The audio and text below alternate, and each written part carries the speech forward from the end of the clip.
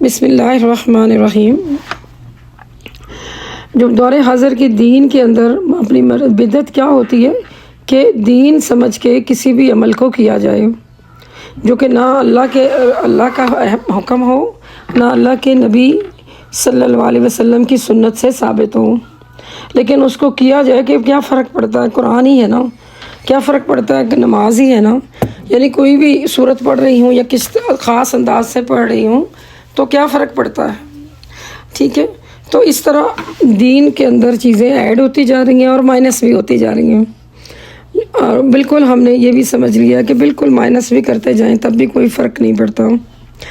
ایک وہ وقت ہوتا تھا، مولانا فرماتے ہیں کہ دین کے اندر جو بدعت ہے، ایک وقت ایسا بھی تھا کہ جب عصر اور عشاء کی پہلی سنتیں لوگ بڑے اہتمام سے پڑھتے تھے۔ بابا اپنے آپ کو دیکھیں، ہم میں سے شاید ہی کوئی پڑھتا ہو، شاید ہی کوئی پڑھتا ہو، یعنی عصر کی پہلی 4 سنتیں جو غیر مقدہ ہیں، اسی طرح عشاء کی پہلی 4 سنتیں جو کہ غیر مقدہ ہیں، وہ پہلے بڑے ہی اہتمام سے پڑھی جاتی تھیں۔ پھر آہستہ آہستہ ہمیں یہ لوگوں نے یہ علم دینا شروع کیا کہ یہ سنتیں ضروری نہیں ہیں، نہ پڑھو تو کوئی گناہ نہیں ہے۔ تو ہم بڑے آرام سے وہاں جا کے ٹک گئے کہ کوئی گناہ تو نہیں ہے نا۔ پھر کیا ہوا، نہیں پڑھتی تو یقیناً غیر موقدہ فرض نہیں ہیں، لیکن وہ سنتیں ہیں جو اللہ کے نبی صلی اللہ علیہ وسلم نے کبھی پڑھی کبھی چھوڑ دیں۔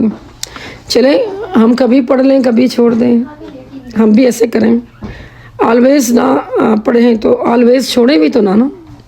لیکن ہم کیا کرتے ہیں کہ ہم نے یہ بات کن کے کہنے پر عمل کی، یا کس کے کہنے پہ کی، کس نے ہمیں یہ بات سمجھا دی، یا ہمارا کوئی فیملی گروپ ایسا تھا، فرینڈز کا حلقہ ایسا تھا، ہمارا اٹھنا بیٹھنا ایسے لوگوں میں تھا، ہماری صحبت ایسے لوگوں میں تھی جنہوں نے ہمیں یہ چیز سکھا دی۔ یعنی کم پڑھے لکھے لوگ جن کے پاس دین کا کوئی علم نہیں تھا، ان کے ساتھ رہ کر ہم نے علم کے لیے نئے نئے باب سیکھنے شروع کر دیے۔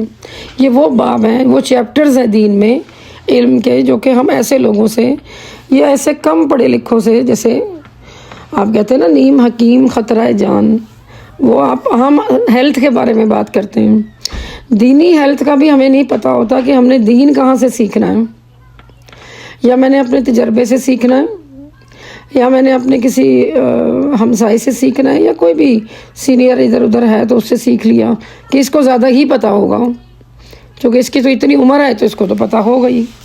اور یہ کچھ اگر کوئی بچہ چاہے پڑھ لکھ کر بھی آ جائے دین کے معاملے میں، کم ایج ہو، اس کو کیا پتہ، اس کی کون سا تجربہ ہے، میرے سے پوچھے نا، کیونکہ میرے تو بال سفید ہوئے پڑے تو مجھے ہر چیز صحیح پتہ ہوگی نا۔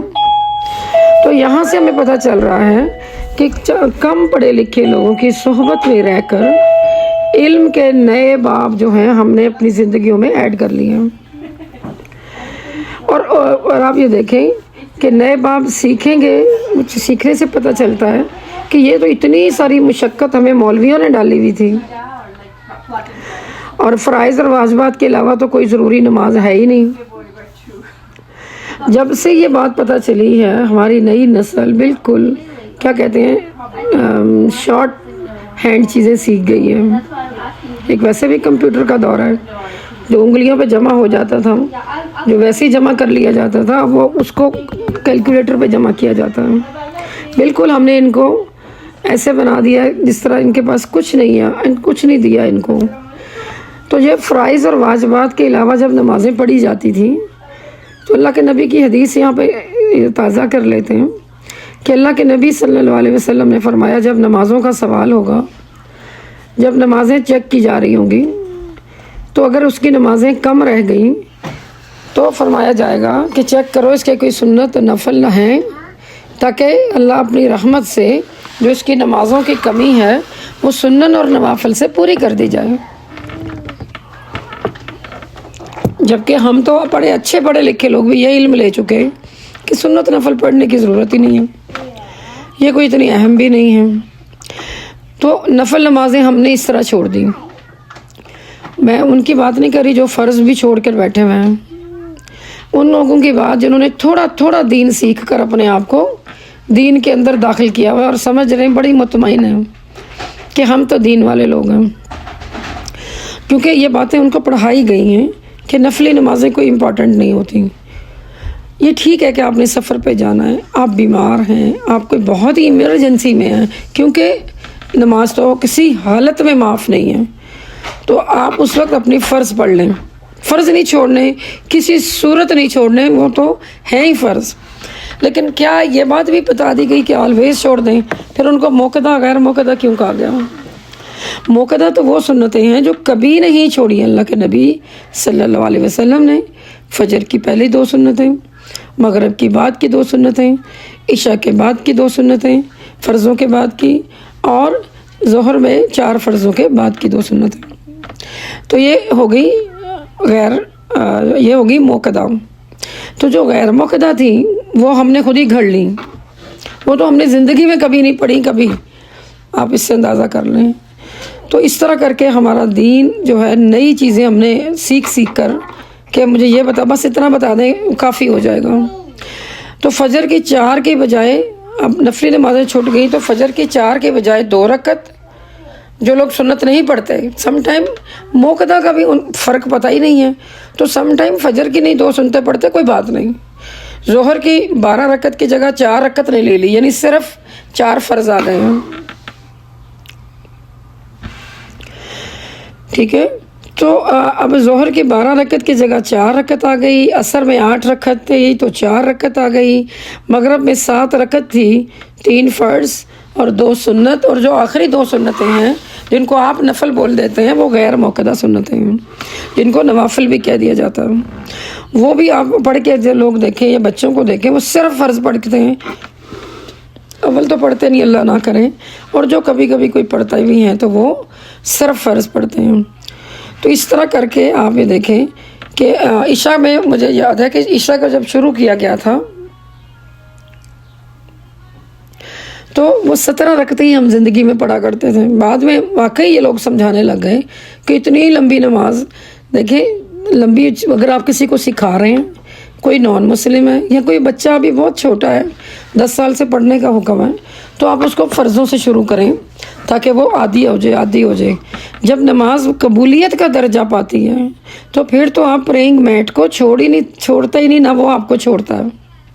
تو وہاں پر جب جتنی سنت نوافل وہاں پہ موقدہ غیر موقدہ ملتی ہیں، وہ مجھے اور آپ کو پڑھنی چاہیے۔ مرضی کا دین، ایجاد کیا ہوا دین، یہ نہیں کرنا۔ اسی طرح ماہ رمضان کی نورانی گھڑیاں، جیسے ان میں پہلے وقتوں میں حالانکہ تجوید نہیں آتی تھی، لیکن شوق اتنا تھا کہ کئی قرآن پاک کے ختم کر لیتے تھے لوگ، اور بڑے اہتمام کے ساتھ، اور پورا ایک ٹائم ٹیبل بنا ہوتا تھا۔ اسی طرح تراویح ہوتی تھی تو اتنی زیادہ رونق، اور پورا گھر یہ اس میں انوالو ہوتا تھا کہ تراویح ہے، شبینہ، اور یہ وہ آخری 10 راتیں، اور اس کے بارے میں بھی بہت۔ آج تو سب چیزوں کی جگہ ایک نئی چیزوں نے لے لی ہے۔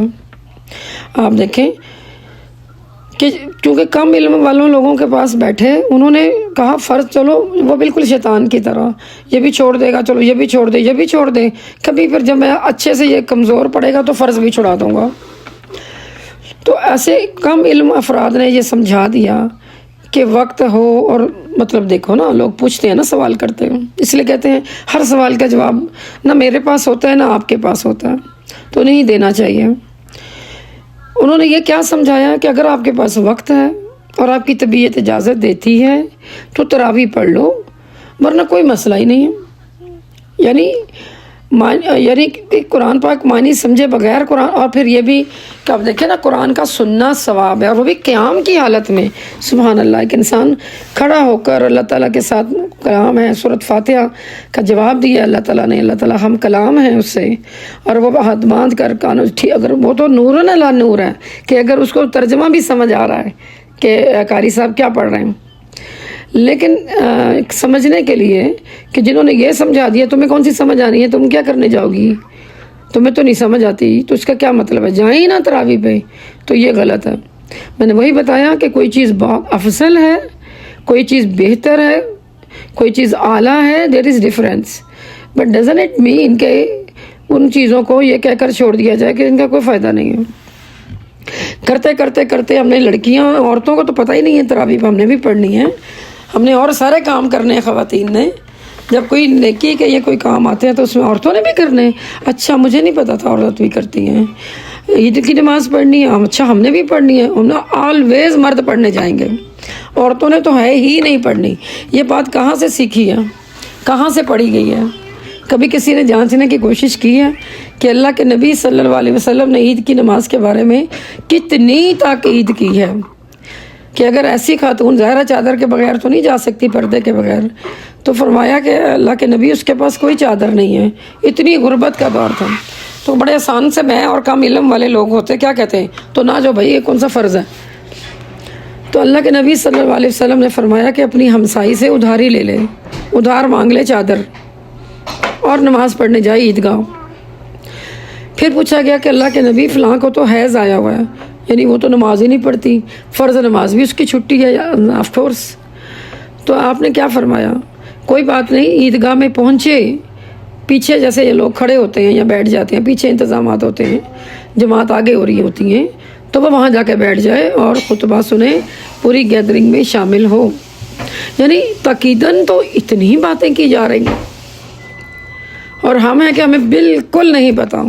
اسی لیے یہ کرتے کرتے کرتے یہ سب چیزیں سیکھتے ہوئے کم علم لوگوں سے یا نہ چاہتے ہوئے یا غفلت میں ہم بالکل دین سے دور ہو گئے. اور پھر جب اپنی مرضی ہوتی، مصیبت تو کوئی آنی ہی ہوتی، کوئی نہ کوئی، پھر تعویذ، پھر دھاگے، پھر ادھر بھاگ، پھر ادھر بھاگ، پھر یہ کرا، پھر سورہ یاسین کا ختم کراؤ، پھر آیت کریمہ کے لیے لوگوں کو بلاؤ، پتہ نہیں کیا کچھ کرو، کیونکہ یہ تو سب کچھ ہونا ہی ہے. تو پہلے ہی اپنی زندگیوں کو اہل القرآن اور اہل العلم جو ہیں وہ علم کے مطابق گزارتے ہیں. اسی لیے آپ دیکھیں شب عاشوراء، شب میلاد، شب معراج، شب برات، یہ عبادات کہاں سے آ گئیں؟ چونکہ ہر انسان کے اندر ایک انسٹنکٹ ہے، اس کے اندر اللہ نے رکھی ہے کہ وہ جھکنا چاہتا ہے رب کے آگے، اور اس کی خواہشات بھی ہوتی ہیں، اس کے معاملات بھی ہوتے ہیں، تو جو اس نے پورے کرنے ہیں. تو پھر اس نے کچھ تو کرانا ہے نا، اپنے اندر کی آواز کو دبانا تو ہے نا کہ کس طرح کریں. تو عاشوراء کے دن جو کچھ کیا جا رہا ہوتا ہے، یا شب میلاد شریف کے نام پہ، یا شب معراج جس کی کوئی حیثیت، اللہ کے نبی صلی اللہ علیہ وسلم کو ایک سفر کرایا گیا آپ کو سمجھانے اور بتانے کے لیے کہ وہاں کیا دیکھا، وہاں کس طرح عورتیں جہنم میں الٹی لٹکی ہوئی تھیں، اپنی چیسٹ کے سے اور اپنے ہونٹوں سے اور اپنی زبان سے پکڑ کر لٹکایا گیا تھا، چونکہ وہ ان زبان کا، اس آنکھوں کا یا ان اپنی چھاتی کی چیزوں کا حفاظت نہیں کرتی تھی. تو یہ بات ایک میسج دیا گیا ہے ہمیں اور آپ کو. تو نہ کہ شب معراج کو صرف منایا جائے. اسی طرح شب برات کا عبادت کا بھی اہتمام تھا. اب آپ دیکھیں، لیکن وہ چیزیں ایڈ کر دی گئی ہیں کہ ان کے بارے میں جاننا نہیں ہے، علم نہیں لینا کہ وہ کیا تھا. بس ایک دوسرے سے سنا، حلوہ پکا لو، کنڈے کر لو، کھا لو یا کھلا لو، کھا لو یا کھلا لو. اس کی بیس کیا ہے، اس کے بیہائنڈ کیا چیز ہے، کیوں کی جا رہی ہے، مقصد ہی کیا ہے، کوئی چیز کوئی جاننا نہیں چاہتا ہوں. تو اسی طرح آپ یہ دیکھیں کہ اگر آپ دیکھتے ہیں کہ رمضان میں ہم نے لیلۃ القدر کو ڈھونڈنا ہے، 100% ثابت کر دیا گیا ہے کہ یہ 27ویں رات ہے. باقی 10 راتیں، باقی جتنی 10 آخری عشرے میں جتنی ایٹ لیسٹ طاق راتیں آ رہی ہیں، آرام سے سو جاؤ. یعنی عبادت کو منیمائز کر دیا گیا. جبکہ اللہ کے نبی صلی اللہ علیہ وسلم نے کیا فرمایا کہ یہ ان کو عشرہ کے آخری طاق راتوں میں تلاش کرو. حکم یہ ہے. تو طاق رات ایک تھوڑی ہے، 21ویں ہے، 23ویں ہے، 25ویں ہے، 27ویں ہے، پھر 29ویں ہے. تو اس میں ان کو تلاش کرو، نہ کہ سو جاؤ. 27ویں رات کو مسجدوں کے دروازوں، سڑکوں تک لوگ جمع ہیں. یہ میں نے اپنا دین ایجاد کیا ہوا ہے. یعنی مجھے فرشتہ بتا کر گیا کہ آج کی رات ہے، بس کر لو عبادت آج کی رات. یعنی اللہ کے نبی کچھ فرما رہے ہیں، میرا دل اور میرا معاشرہ، میرے لوگ مجھے کچھ سمجھا رہے ہیں. تو اللہ تعالیٰ ہمیں توفیق دے کہ ہم چند لمحات نکال کر یہ سوچ لیں کہ میں کون سا علم حاصل کر رہی ہوں، میں کس صحبت میں پڑی ہوئی ہوں.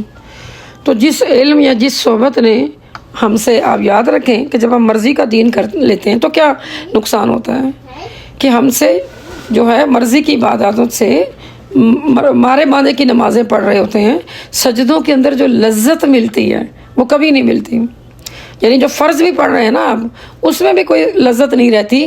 ایسی صحبت اختیار کرنے سے، ایسے علوم لینے سے، یا ایسے لوگوں کے ساتھ مل کر، یا ان کی چالیس میں یا کل اور ان چیزوں میں شمولیت سے میرے اور آپ کے سجدوں کی لذت جو ہے وہ نہیں رہتی ہے.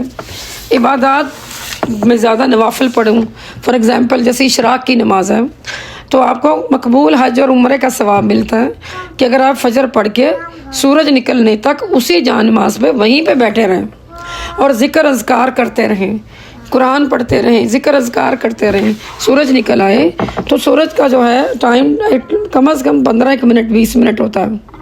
تو ہر جگہ جو سن رائز ہے اس کے اکارڈنگلی 10 to 15 منٹس ہوتا ہے میکسیمم. اگر آپ بہت جلدی میں آئے مین کہ آپ نے آفس جانا ہے یا کوئی بھی، تو آپ 2 جو ہے نفل پڑھ لیں اشراق کے، تو پھر کیا ہوگا، مقبول حج اور عمرہ کا ثواب ہوگا. جب یہ بات کا ہمیں شوق ہی نہیں ہے جاننا، پتہ بھی ہو تو عمل کرنے کی توفیق نہیں مل رہی، کیونکہ میری زندگی میں بدعتیں، کم علمی اور ایسے لوگوں کی صحبت ہے. اس کا نتیجہ یہ ہو رہا ہے کہ ہمارے دل سے اللہ تعالیٰ کی محبت، جب آپ نوافل میں جاتے ہیں تب آپ کو اللہ کی محبت نصیب ہوتی ہے. فرض پڑھ کے کوئی احسان نہیں کرتا اللہ تعالیٰ پہ. تو اسی لیے عبادات کی کثرت جو ہے وہ اس کی رغبت ہونا وہی دل سے نکل جاتا ہے. اور یعنی اس کم علمی نے یا ایسے لوگوں کی صحبت نے ہمیں نفع دیا یا نقصان. شیخ سعدی رحمہ اللہ فرماتے ہیں وہ علم، یاد رکھیں بہت امپورٹنٹ بات ہے، لاسٹ ون.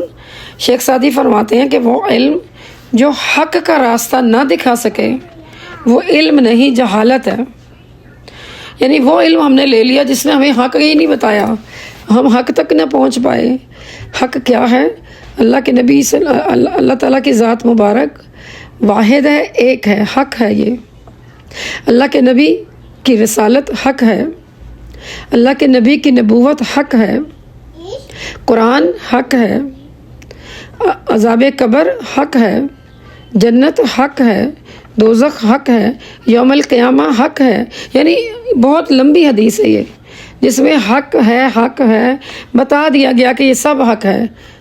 تو ان کے اندر لا ریب فیہ، کوئی شک نہ کرنا. تمام حق چیزیں جو ہیں وہ بتا دی گئی ہیں. مجھے نظر نہیں آ رہی، میں نے کون سا چشمہ پہن لیا بدعات کا، لغویات کا، ایسی صحبتوں کا جن کے پاس خود کوئی علم نہیں تھا، وہاں بیٹھ کر میں نے اپنا مائنڈ سیٹ اور اپنا وقت برباد کر لیا.